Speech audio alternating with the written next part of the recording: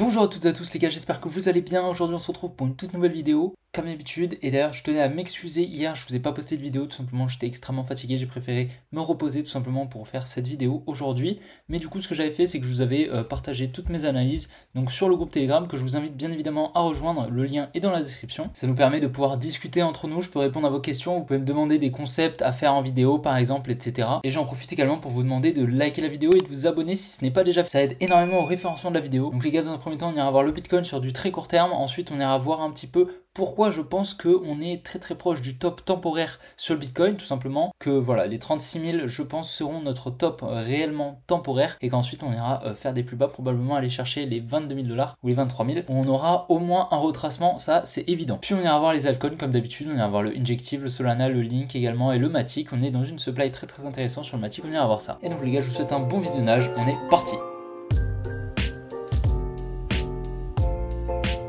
Donc comme vous pouvez le voir, je vous avais partagé donc ces deux trendlines, comme vous pouvez le voir, je pense que vous vous en souvenez. On est donc venu liquider la première au sud pour ensuite venir chercher la deuxième au nord, et puis on est venu avoir une grosse réaction dans cette supply, et puis ensuite on est revenu continuer la hausse, donc revenir casser cette liquidation, et donc à présent je pense qu'on peut largement venir chercher ces highs ici pour probablement conforter cette grosse résistance qu'on a ici, que je vous ai matérialisé en bleu. Donc je pense qu'on peut largement continuer à la conforter et continuer ce gros range qu'on a, je pense, pendant au moins 1 à 2 semaines, ça m'étonnerait pas du tout, pour ensuite venir liquider jusqu'aux 36 000 $.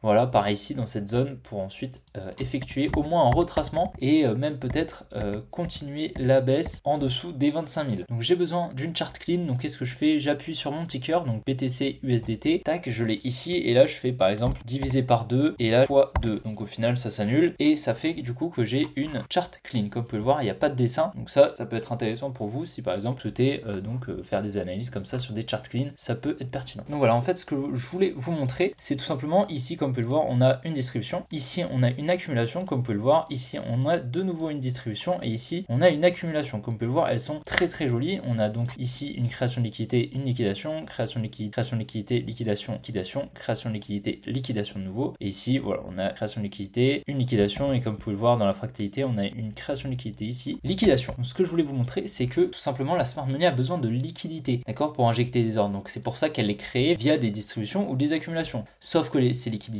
pour injecter les ordres, elles ne sont pas infinies. C'est pour ça que tout simplement on fait des retracements et que nos structures se passent comme ça, sinon on serait en ligne droite. Mais bien sûr ce n'est pas le cas. À chaque fois elle a besoin de retracer afin de créer la liquidité, donc distribuer et réaccumuler, afin de continuer la hausse. Et donc ça s'appelle la fractalité, et donc en higher time frame on a une plus grande structure comme ceci, comme je vous ai montré dans les précédentes vidéos où on parlait de la structure de marché. Donc évidemment avec une petite accumulation comme ça, une petite accumulation, comme vous pouvez le voir elle est toute petite, on a fait à peine voilà, 25 jours d'accumulation, donc on ne peut pas pousser indéfiniment, ce n'est pas possible, d'accord. Donc ce qui va se passer, c'est qu'on va être obligé de retracer au minimum jusqu'à ici, je pense, qui est notre domaine la plus pertinente, et en plus on a pas mal d'imbalance, donc voilà, on pourra largement retracer par ici pour recréer de la liquidité s'il faut qu'on repousse. Et bien sûr, les manipulations, donc les distributions et les accumulations, sont fractales. Qu'est-ce que ça veut dire? Ça veut dire que par exemple, là je vais enlever tout ça, si par exemple je prends voilà, cette distribution, on va l'encadrer, donc elle est très jolie, et elle fait, regardez, et elle fait environ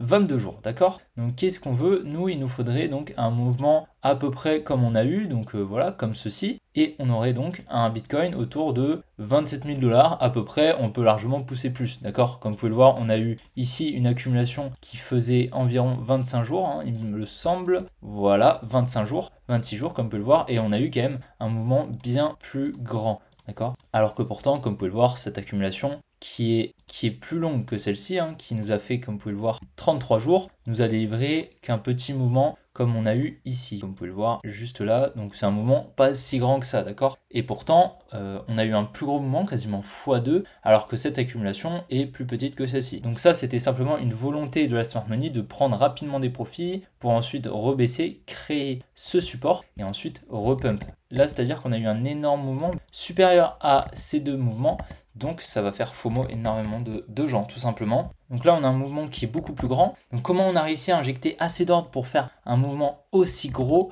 d'accord? Principalement parce que voilà, comme vous pouvez le voir, on a retracé légèrement, on n'est pas parti comme ici. C'est pour ça que ici on a continué à créer de la liquidité en dessous de ces lots en fait, tout simplement, mais sauf qu'en fait, on est venu liquider ici avec la fake news, ça nous a permis également de créer énormément de liquidité, nous a permis de repartir tout simplement. Et c'est pour ça qu'on a eu un très joli mouvement qui est littéralement énorme, d'accord? Et très grand. Sauf que si on n'avait pas eu tout ça là, si on coupe tout ça et qu'on a juste une injection d'ordre, on serait allé globalement au même niveau qu'ici. Donc où est-ce que je veux en venir? En fait, qu'est-ce qu'on veut nous? On va vouloir un retracement au moins jusqu'à ici, si possible, jusqu'à ici. Pourquoi jusqu'à ici? Tout simplement parce que, bon bah voilà, là les accumulations qu'on a eues sont pas assez grosses pour pouvoir entamer un bull run. Celle-ci l'est, d'accord? Celle-ci l'est. Sauf que voilà, on a beaucoup de retracements, comme vous pouvez le voir. Donc ici, on a beaucoup de liquidités qui s'accumulent. Donc qu'est-ce qu'on va faire? On va probablement venir retracer ici, venir chercher en fait cette grosse création de liquidité qui est bien plus grosse que ces petites créations de liquidité qu'on a ici.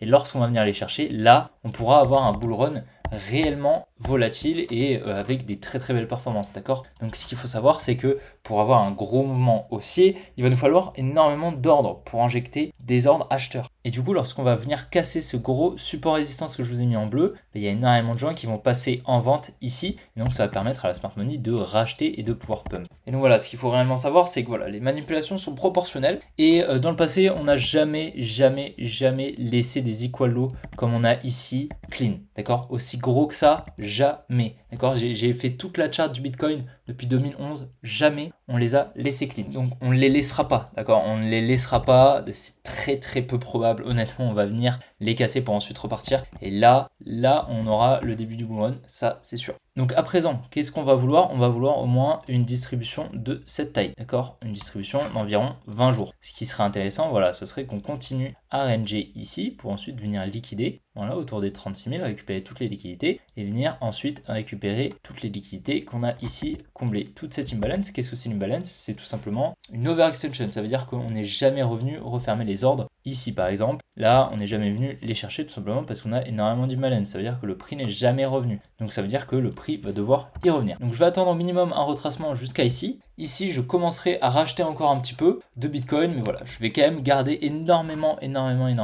pour pouvoir placer ici. Moi, sachez que j'ai placé déjà pas mal ici, d'accord? J'ai acheté ici dans l'accumulation fractale, mais voilà, j'ai pas racheté ici parce que tout simplement je me suis fait piéger. Ça a été extrêmement rapide et je pensais qu'on allait revenir un petit peu plus bas. Et après, j'ai racheté dans cette accumulation ici et je pensais qu'on allait entamer le bull run. Sauf que lorsqu'on est venu créer ce support, conforter ce support et créer ces equal lows, bah là, je me suis remis en question et j'ai très bien compris en fait que tout simplement, on allait revenir liquider ce support. En tout cas, je pense réellement que ça va se passer comme ça. Il y a énormément de gens qui ne sont pas d'accord avec moi et honnêtement, ça me réconforte dans mon avis.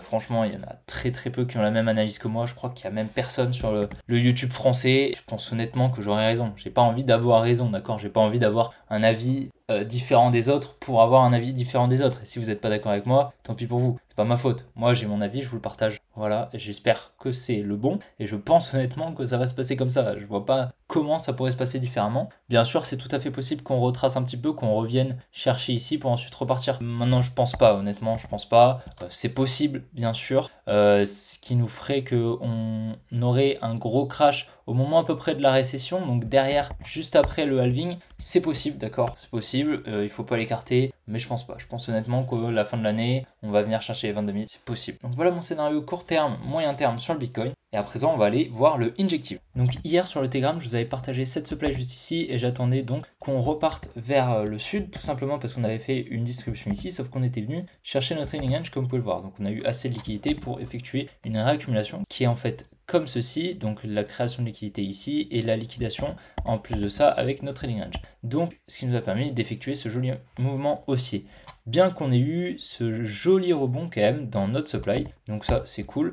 J'ai pas pris de position et comme vous pouvez le voir, on est venu donc liquider ces equal high à peu près. Donc voilà, on avait pas mal de liquidités, on est venu les chercher. Donc à présent, on est venu casser la structure juste ici. Donc je pense maintenant qu'on va commencer à faire des plus bas. Je pense que ça me paraît tout à fait pertinent et on va venir retracer ce gros mouvement, je pense, au moins jusqu'ici. On verra après, mais en tout cas voilà, je vais essayer de rentrer. Je loupe les entrées à chaque fois, mais voilà, je pense que cette supply me paraît pertinente, là, celle-ci que je vais vous tracer. Voilà, celle-ci me paraîtrait tout à fait pertinente, on va la mettre en rose. Je pense qu'on peut largement revenir ici pour ensuite repousser vers le sud. On est actuellement sur le Matic, donc vous vous souvenez, on avait liquidé ce support, puis on est venu créer de la liquidité ici, car on n'est pas venu liquider solo, donc on a de la liquidité en dessous. Puis ensuite, on est venu créer de la liquidité ici. Je vous ai partagé cette analyse hier sur le Telegram. D'ailleurs, je vous invite encore à le rejoindre. Donc, on avait pour moi ici de l'inducement et on avait une supply très très intéressante. Et on est venu parfaitement revenir dedans. On est parfaitement dedans.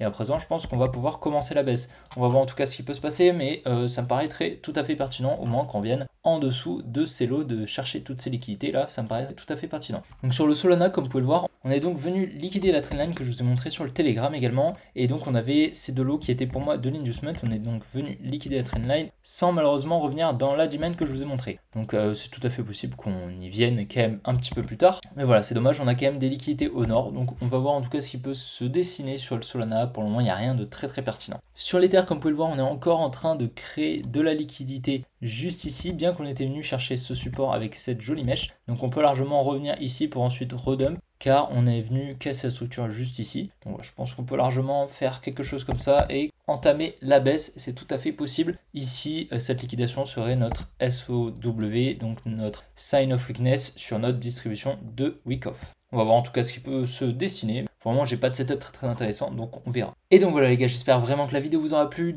D'ailleurs, dans la vidéo de demain, je vous apprendrai à prendre des profits de manière très très simple, d'accord? Très très simple. Je vous avais déjà fait une vidéo, mais beaucoup plus technique, beaucoup plus trading, pour vraiment catch le top et catch le bottom. Donc avec la contrepartie, le flux d'ordre, etc. Avec une réelle compréhension des marchés. Je vous la mettrai dans les commentaires si vous voulez aller la voir. Mais voilà, on m'a demandé de faire une explication un petit peu plus simple, donc un peu plus débutant. Donc je vous le ferai demain avec plaisir. On fera vraiment un plan carré qui vous permettra de ne pas catch le top, mais quand même de prendre des profits de manière intelligente et pertinente. Parce que bien sûr, il faut savoir acheter au bon moment, mais bien sûr, le plus important, c'est de savoir vendre au bon moment. Et donc les gars, j'en profite encore une fois pour vous demander de liker la vidéo et de vous abonner.